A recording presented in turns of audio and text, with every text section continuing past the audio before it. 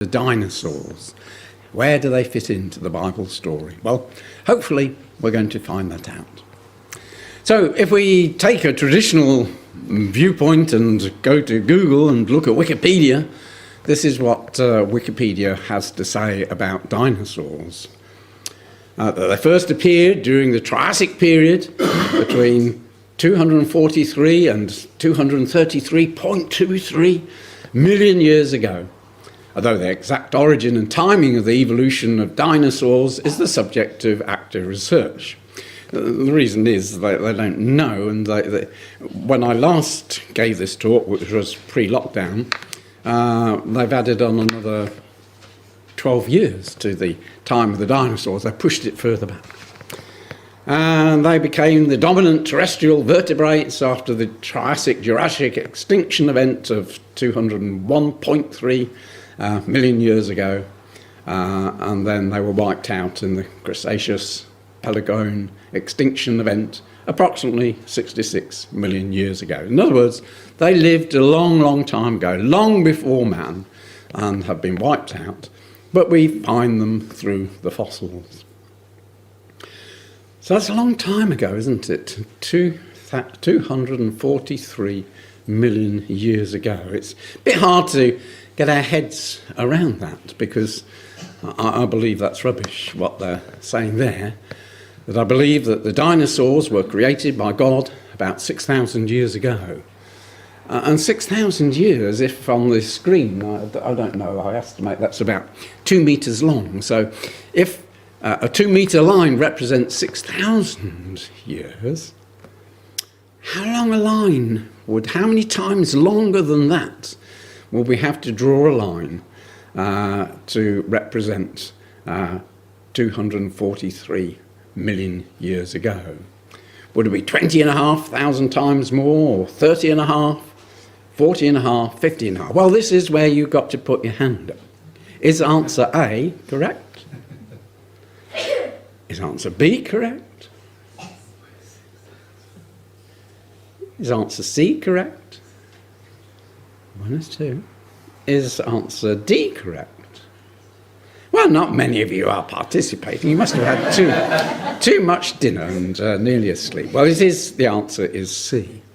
And that line would have to be 81 kilometres, 50 miles long to represent that time scale on the same thing. So here we are in rugby, and I've drawn a circle. That should have come up automatically, it didn't.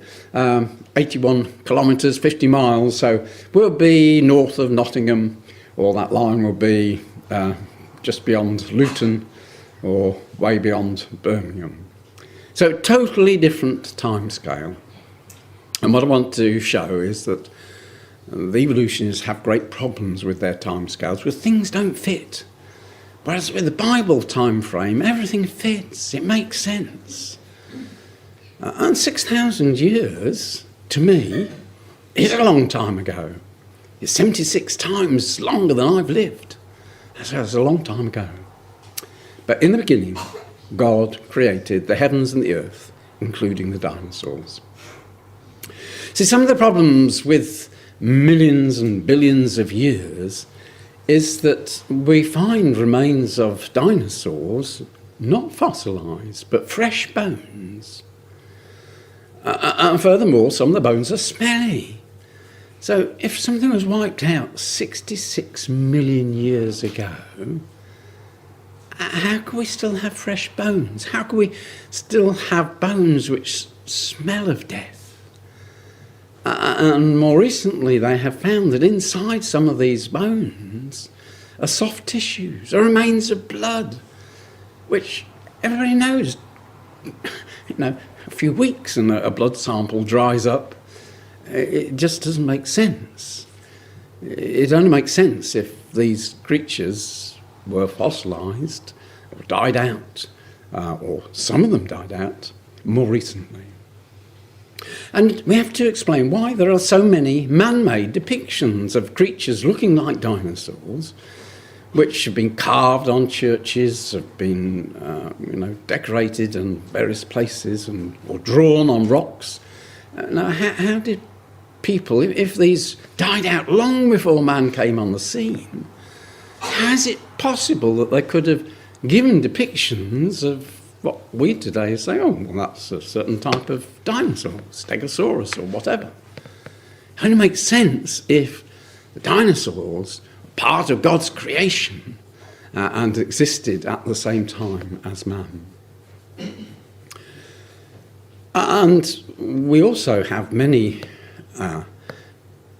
living creatures which show up in the fossils but are still alive today, totally unchanged.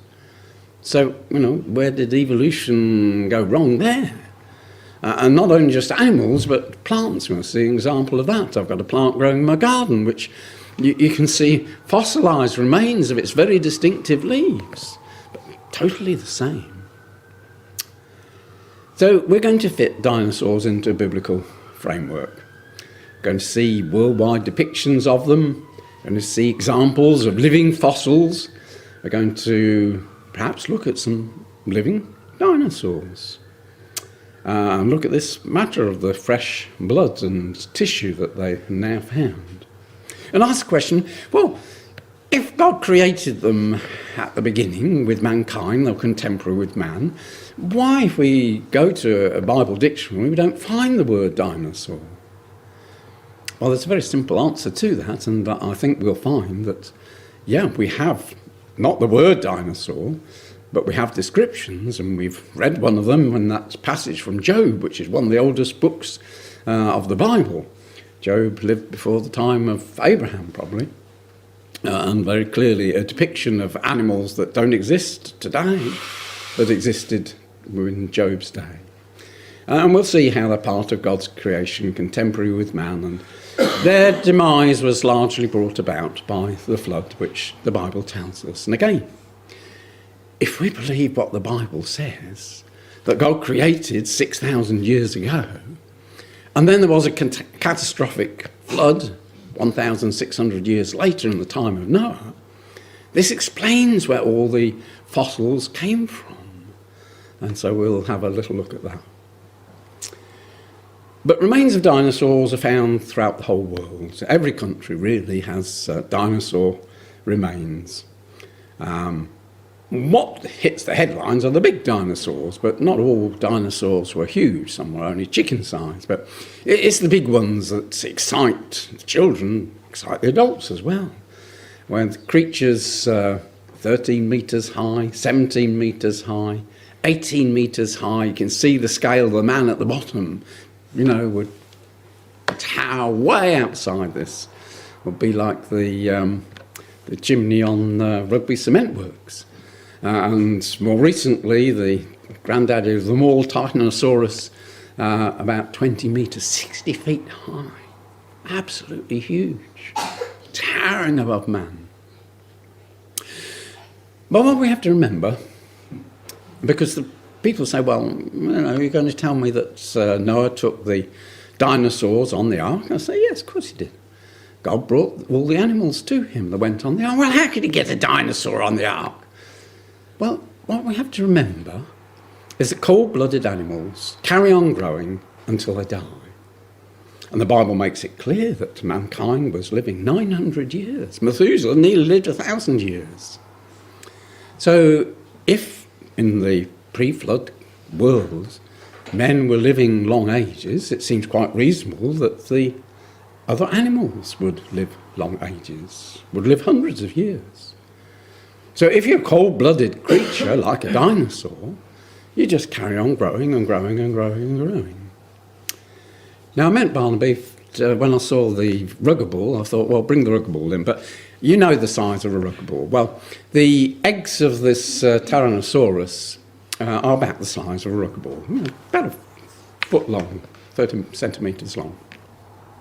So when it was born, it was that small that it would fit inside a rugger ball, and would take probably hundreds of years. These are granddaddies have been going for centuries to get to this huge size. Now, why did God put animals on the ark? Well, it was to repopulate the earth after everything had been wiped out in the flood. And so God would bring to Noah animals which were young, got a long breeding season ahead of them. And so even the biggest of these dinosaurs would, if they were young, would be the size of a sheep or a horse or something like that. No problem getting them on the ark. And it's interesting, when we look at the fossils, we find that the fossils show us that, what the Bible says makes sense of man living longer times, other creatures living longer times. They would get to big sizes. These are some oysters, and you see from the size of the pick that they're much bigger than the oysters that you would get on the market. But note one thing. Those oysters are closed. When a shellfish dies, very soon its muscles relax, it opens. Fossils are of creatures that were alive when they were fossilized. They were suddenly overwhelmed. And so many indicate a huge size, like the oysters. So, they carried on growing and growing and growing. And when they were overwhelmed by the flood, some of them were of a huge size. That's a lady sitting by an ammonite fossil. Huge. But you see, what the Bible tells us, man living a long time, and we interpolate that the animals likewise lived a long time, it makes sense. Here's a toad, huge compared with today's toads, but remains of huge toads have been found because they carried on growing. And only this week in the New Scientist, there was an article about the biggest animal. They thought that the blue whale was the biggest creature ever existed, but now they've found remains of this Ichthyosaurus that is so huge that it even dwarfs a blue whale. That was what the article was about.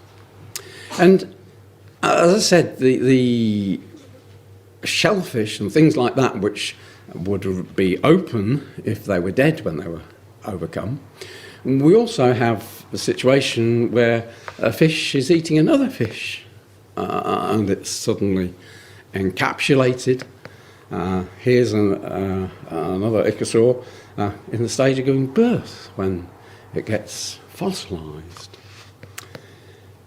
So it's an indication that, the flood is a wonderful explanation, because when creatures die, they get eaten, don't they? Nothing's wasted. If a goldfish or any kind of fish dies, then there'll be other fish or other creatures which will come along and eat them. Don't turn into fossils. Fossils indicates a terrible catastrophe. You need pressure, heat to do it. And only the flood fits the situation. And all the fossils are in what we call waterborne rock. But we'll come to that a bit later on. It's thought that 95% of the dinosaurs were plant eaters. Say not all were huge. There were small dinosaurs, big dinosaurs.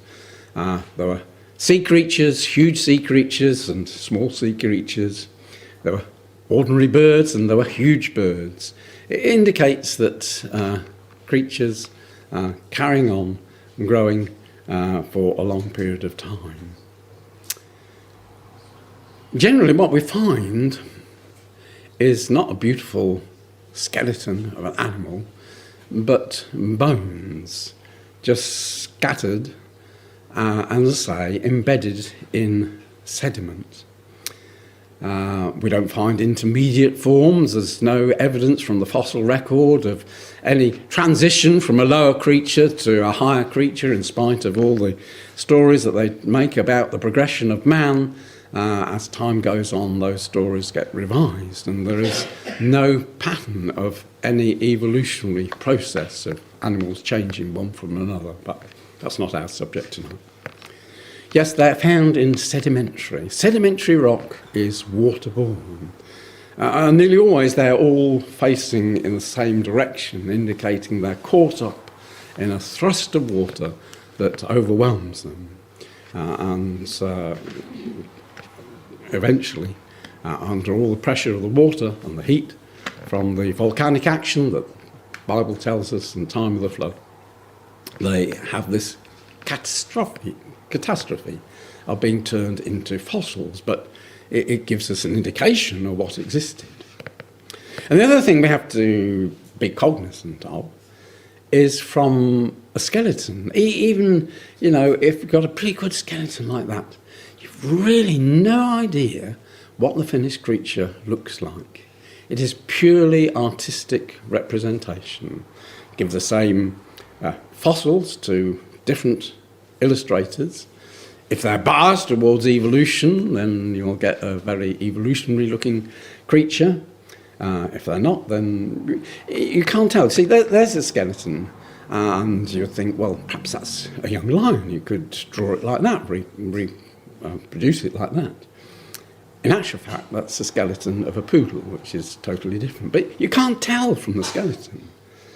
And that looks very much like a turkey, doesn't it? But in actual fact, it's the skeleton of a peacock.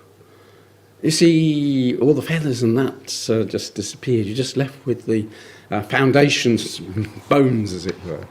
And so any pictures you see here, any pictures you see in a book, is artistic interpretation. Because most of the fossils are just a mass of bones, all heaped together, which again points to the flood as being explanation. It can't just all have died on that spot and somehow turned into fossils. Fossils speak of catastrophe. The Bible tells us of catastrophe. All makes sense.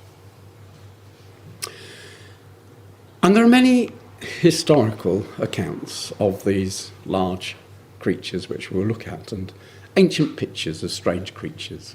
Babylonians had wonderful depictions which have, lasted for millennia. Depictions of ordinary animals you would go and recognise, but among them are other creatures which you wouldn't recognise. Look at the front legs and look at the back legs. You ever seen a creature like that? And a long neck like that? But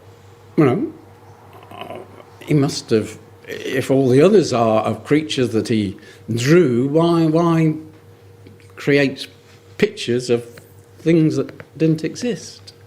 It makes much more sense that creatures like that did exist in the time of the Babylonians, and where they are depicted. And very much, we've got stories of dragons throughout the world. Again, we shall look at some quotations of explorers from different ages about the dragons that they found. And they must have some origin. And that creature from Babylon looks very much like a dragon. Have the account of George slaying the dragon. But not 100 miles from here is a church at Bredon-on-the-Hill. It's just outside Leicester. And again, on the carvings in the church, you see animals which you clearly recognise, no problems at all. But then among them are these. I'll just blow it up so we can see in more detail. But clearly bipedal creatures, kind of things that we get depictions of in the time of the Babylonians. They have seals with creatures looking like this. And one has to say, well, did the carver have a lot of cheese the night before and had these horrible dreams and decided to carve these fantastic creatures? Or was it something that existed in his day and he incorporated them in what he was doing? This is a tomb up in Carlisle Cathedral with a famous Bishop, Richard Bell. And all around the top stone is a brass strip which has got writing on. There's the actual picture. This is a reconstruction, as it were, so make it a bit clearer. But between the words are pictures of creatures, 4 different types of fish, a fox, a bear, a dog, birds, all recognisable. But there are some creatures which look just like dinosaurs. In that top picture, if you just look at the end there, on the tail of that creature, it seems to have some little spikes, very much like a stegosaurus. And, you can see the long necks of these creatures, and the one down below, on a different part of the thing. There is a depiction of a very much dinosaur-looking creature. Go to Utah and you can see a depiction of a man drawn in the rocks, but also a depiction of what we would say, well, that's a sauropod dinosaur. Again, it's interesting that from the fossils we can say, oh, well, we can identify that. So was it just made up out of somebody's imagination, or did he know that kind of creature and drew it? So I call this living fossils. This coelacanth is a very famous example because it was thought that this was totally extinct, only known from fossil remains, and it's got these strong limbs at the bottom, and this was supposed to show evolution, that here was the beginning of arms as this creature crawled out from the sea onto land. And then in the 1930s, somebody went, it was in South Africa, on the fish market, saw them selling fish, which he knew was a coelacanth. Wasn't extinct after all. And now they've found that, yes, it's a fish that's still alive, and no, they aren't legs to help it crawl, but it's a ground feeder, and it just uses those to be kind of paddles as it propels itself along. As I say, that was supposed, the evolutionists before this discovery said, they all died out 65 million years ago. And now find that's rubbish that they exist today, swimming in the sea. And the Komodo dragons, which are just found on a certain part in the Pacific, they were discovered in 1912, just over 100 years ago. And these creatures are described as living examples of the prehistoric age of the reptiles. But they exist. They grow to about 30 feet. But if they lived, they live about 60 years or so. Very vicious creatures, keep well away from them. But if they could live for 120 to 100 years, because they're cold-blooded, they will be huge creatures. This is a kapaki, and that was in the good old days when I was younger. That was part of the alleged evolution of the horse, showing how horses had evolved. In fact, that didn't make sense at all because they went from... it never fitted, but they were desperate to find a link. And now they found that the alpaca isn't extinct at all. It's still alive, still living. Hasn't been wiped out. And I said about the trees, the ginkgo biloba tree has got a very distinctive leaf to it. And we find those leaves preserved in the fossil remains. Still alive? Well, I hope ours has survived the winter, I'm sure it will. And we find also more recent discoveries. This is Blashford Snell. By recent, this goes back 30 years. He was exploring it in Nepal and came across Nepalese elephants. First time that white man had ever seen them 30 years ago. And what was so interesting was the distinctiveness of these Nepalese elephants. They had this hump, as it were, above their head. Now, if we go to France, and in the cave paintings, which are allegedly 30,000 years old, we have depictions of those elephants, exactly as the Nepalese ones are, with their hump. So it makes sense, yes, the people of the time, this was a creature that they understood.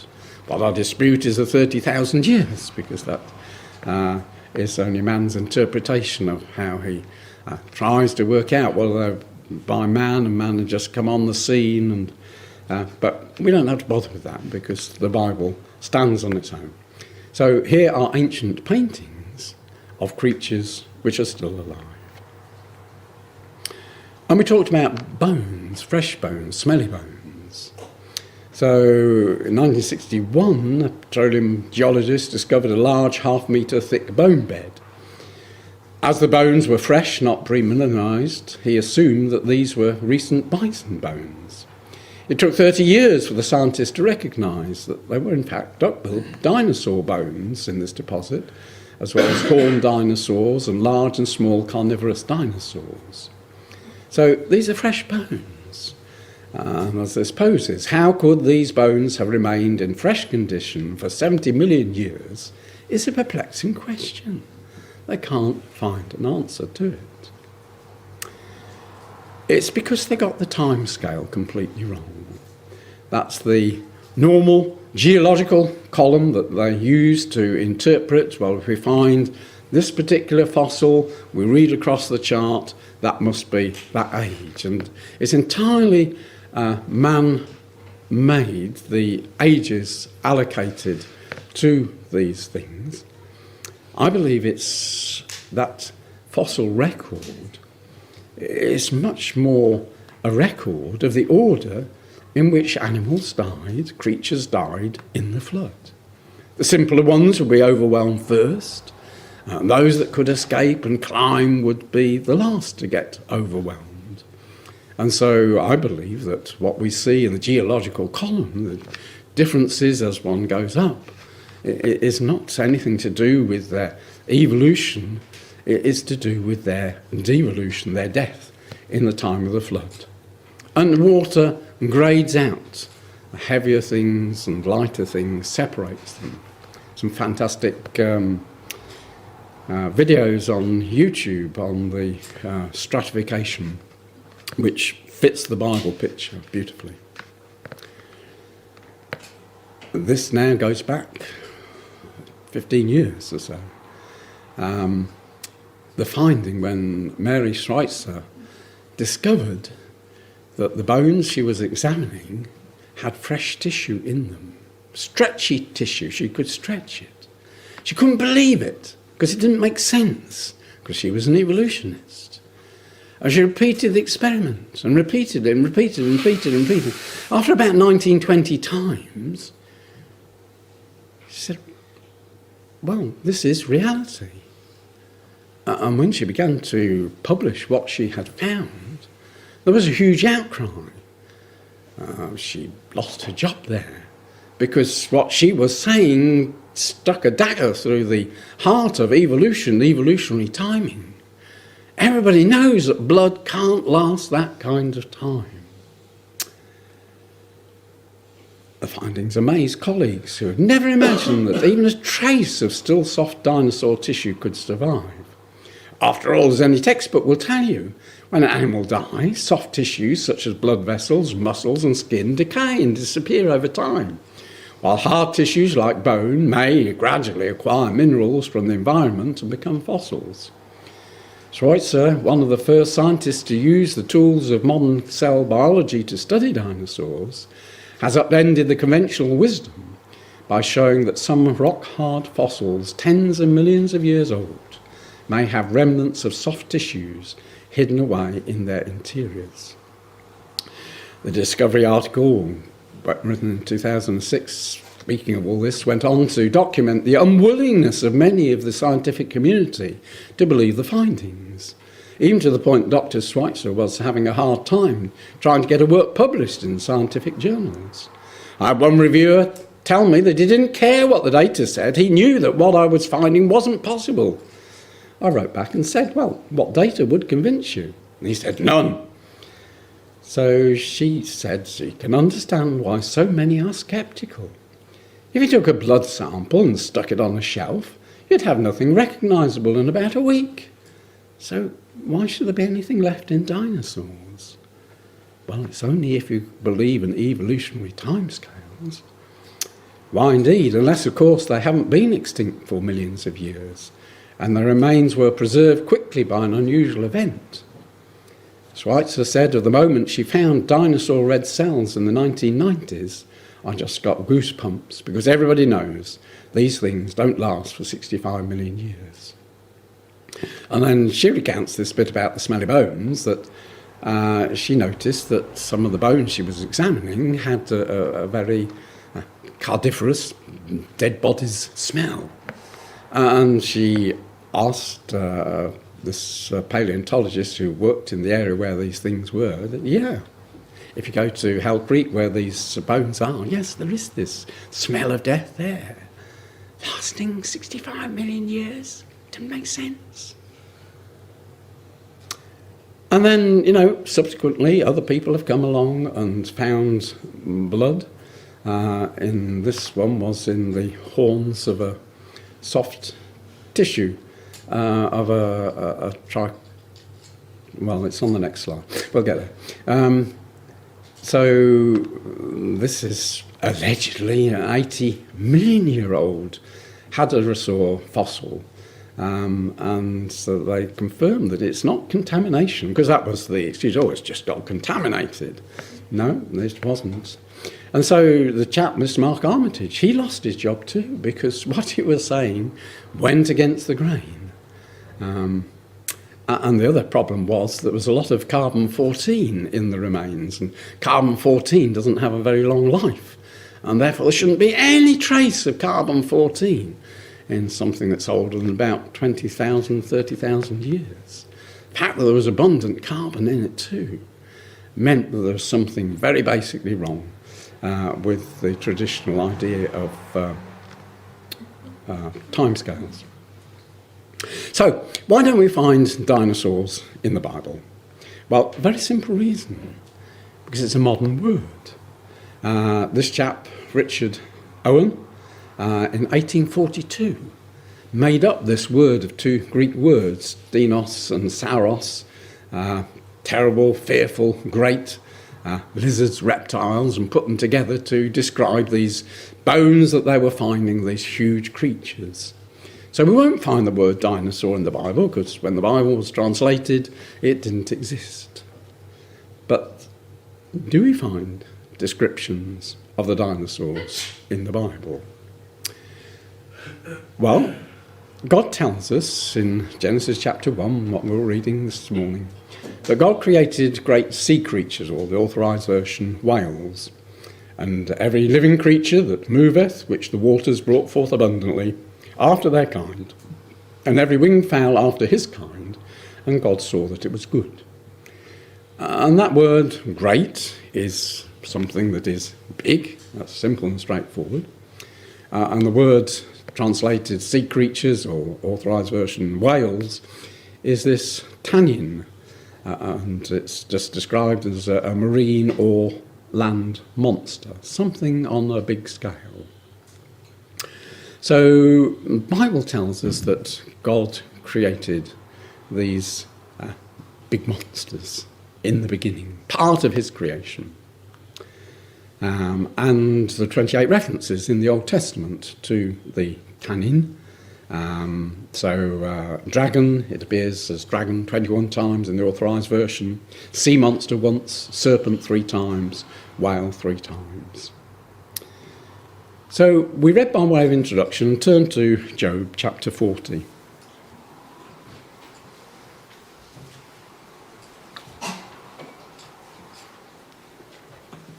And notice what God says about this particular creature called Behemoth. And God specifically says, which I made along with you. So at the time when I created man, I created these creatures. He eats grass like an ox. See now, his strength is in his hips, and his power is in his stomach muscles. This is the New King James, which just gives that little bit of crispness. He moves his tail like a cedar. The sinews of his thighs are tightly knit. His bones are like beams of bronze, his ribs like bars of iron. He is the first of the ways of God. Only he that made him can bring near his sword. So this is a terrifying creature that Job knows about, he understands, and like his fellow companions, are very much afraid of. Surely the mountains yield food for him, all the beasts that play there. And, this is a wonderful description which we read of this creature which man couldn't disturb because it was so frightening and so big and so powerful that they couldn't catch it or do anything with it. So it's a creature that is described as Behemoth, and apparently the Hebrew is a very interesting construction. It has a plurality of intensity. This is the beast of beasts, of the land animals. This is the king that I have made, Job. So what do we learn of it? Well, it's the beast of beasts. It's contemporary with man. Job knew all about it, had great strength, had a tail like a cedar tree. And there's a cedar tree, if you don't know what a cedar tree looks like. And chief of the ways of God, and is absolutely fearless. Now, my margin says that this is perhaps an elephant. Others say hippopotamus. He moves his tail like a cedar. That little thing? Him, that little thing? It doesn't make sense, does it? But how about a Brachiosaurus? Now, this is a book that I had on dinosaurs when my children were young. There's a time when it was thought that these tails were an encumbrance to these animals and dragged behind them. Quite a few years ago now, it was realised that these didn't drag on the ground. These tails were a wonderful counterweight to the very long necks. And there was a wonderful design. And so there was a period, probably before a lot of you youngsters were born, when the museum shut for a few days and they hoisted up the tails from dragging on the ground and had them as a counterweight, like is shown in that picture there. So he moves his tail like a cedar. Well, that's the distinctiveness of a cedar tree, isn't it? Its branches go out like that. You can tell a cedar tree from a mile away. So a creature like this was contemporary with Job and fits the description that is there. And then the next chapter, if we'd read on, we read of a sea creature, Leviathan. And again, this is a creature that Job was acquainted with, knows about, but is a frightening creature that they can't capture because it is so powerful. You can't put a jaw in its hooks and its jaw, or even harpoon him or catch him with fishing spears. Lay your hand on him, remember the battle, never do it again. Indeed, any hope of overcoming him is false. Shall one not be overwhelmed at the sight of him? And it goes on, and just at the bottom there, it speaks of his wonderful scales, so tight. His sneezings flash forth light. His eyes are like the eyelids of the morning. Out of his mouth go burning lights. Sparks of fire shoot out. Smoke goes out of his nostrils. As from a boiling pot and burning rushes, he breathes, his breath kindles coals, and a flame goes out of his mouth. And it talks about his undersides at the bottom there, like sharp potsherds, spreading pointed marks in the mire. On earth there is none like him, which is made without fear. He is king over all the children of pride. So again, here was a creature that was acquainted, Job was acquainted with. God wouldn't talk to him. He, explains to Job, well, you know about this creature and you know how frightening it is. Well, I made that creature.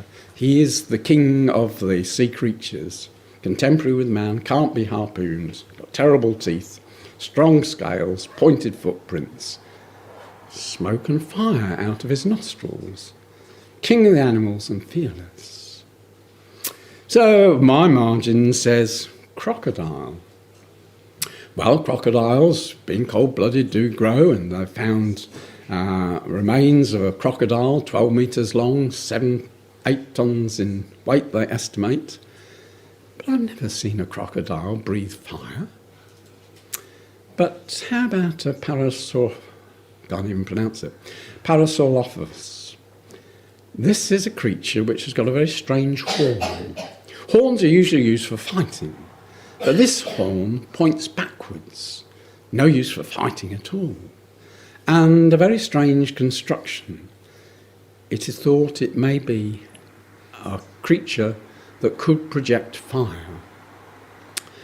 You see, the horn is connected to the nostril. There's a passageway that goes from the nostril, up the horn, back down again, meets a middle passageway. And it's thought that by having two different chemicals in sacs, which the creature could mix together, it could then project fire down through its nostrils. And if you think, a meeting point there. If you think that breathing fire is far-fetched, well, meet this chap who's still alive and wandering around on the earth. Much different scale, a very small bombardier beetle. But he has the ability to mix two chemicals together and fire at 100 degrees centigrade to disturb any predators that attack him. And he's got two different chemicals, hydroquinone and hydrogen peroxide, which are kept separate, but when he's attacked, then they are secreted into one mixing chamber, and with powerful muscles, this is ejected as fire at 100 degrees centigrade. So, and can fire up to 20 shots in quick succession. So perhaps that was what this creature was, which has now died out. So why did the dinosaurs die out? Well, evolution has funny ideas that, well, they were all extinguished in a terrible meteorite crash. Why every life wasn't blown out of existence, it doesn't explain. Others say, well, perhaps there was a rise in temperature or perhaps a fall in temperature and that wiped them out. Others have said perhaps they got constipation and they dried out. Others have said, well, they got obese and they died out. And more recently is, there's a little parasite which attacks modern birds. Perhaps they were attacked by these parasites. Well, evolutionists believe that they were all gone by the time man came on the scene. And yet, there are clearly, I know they will dispute, well, these were carved by people, but the people that discovered these bear testimony that they unearthed the soil, they found these footprints, dinosaurs alongside human footprints. They lived at the same time. And we have accounts. Beowulf lived 492 AD, went to Norway. We have ancient poems, epic poems, which describe the battles that Beowulf did to slay the dragons, the Grendels, and all sorts of creatures, land creatures and sea creatures. He found means and ways of getting rid of them, which are recorded in these poems. And interestingly, this Grendel creature was bipedal, very much like the depiction on the church at Brendan on the Hill. Two small forelimbs, enormously strong jaws, skin impervious to sword blows, very ugly creature, solitary night hunter, and he found he could slay them by tearing off a forelimb. Now that's fascinating, because there exists a seal from Babylonian times which shows exactly that, a bipedal creature having its arm torn off in order to slay it. So perhaps these creatures here were the kind of things, much bigger and grown up, that he was battling with. So, yes, explorers, Alexander the Great, BC 456, he describes how his army encountered a dragon. Marco Polo, 1254 AD onwards, he recorded dealings with dragons. Philostratus, AD 172 to 250, the whole of India is girt with dragons of enormous size. Not only the marshes are full of them, but the mountains as well. There's not a single ridge without one. Those marsh ones are sluggish in their habits and 30 cubits long. and have no crest standing up on their head. So he bears witness to these things. And Pliny the Elder, time of the Lord Jesus, references large dragons in India in his natural history. And we also have accounts in this country. Geoffrey of Monmouth in 1130 recorded the history of the kings of Britain, and he recounts that in 336 BC that the Welsh king Morad was eaten by a monster. And there have been accounts right up to comparatively recent times. So in 1867, there was this monster frightening people in Frittleworth in Sussex. That's only 13 years older than my grandfather, who was born in 1880. So it would seem that these creatures have only recently died out. And man has hunted them to extinction, just as he's hunted the wolves and big cats. So let's just fit it within biblical framework. I believe that God made them contemporary with man. He designed them to be his lawnmowers, to eat down the very abundant vegetation that was being on the earth in the pre-flood time. There was a need for these big creatures to eat the vegetation. Taken onto the ark, and then in the post-flood conditions, slowly demised. Shorter lives, so they wouldn't grow so big. Cold-blooded animals, as we said, grow until they die. And so, we've looked at that. So, changed atmosphere made it difficult for these huge creatures, harder for the blood to get to the brains, much less food for them, less oxygen, less energy, and so they would demise, slowly died out. Have they totally disappeared? Probably not. Many of today's lizards were probably yesterday's dinosaurs. So these Komodo dragons, as I say, if they were allowed to live for hundreds of years, would get to immense lengths. And when I was in New Zealand, I was taken to a museum, a natural history museum, and they got these little creatures which are very much prehistoric looking. It's named peaks on the back, and they allegedly flourished 2,200 million years ago, but there they are, they're alive in the museum and looking very dinosaur-like. So probably, when we read of dragons in history, they are the dinosaurs, and they existed because God brought them into being. He had a use for them. That use finished, they slowly died out. So, interesting, fascinating objects of our study, the dinosaurs. Thank you.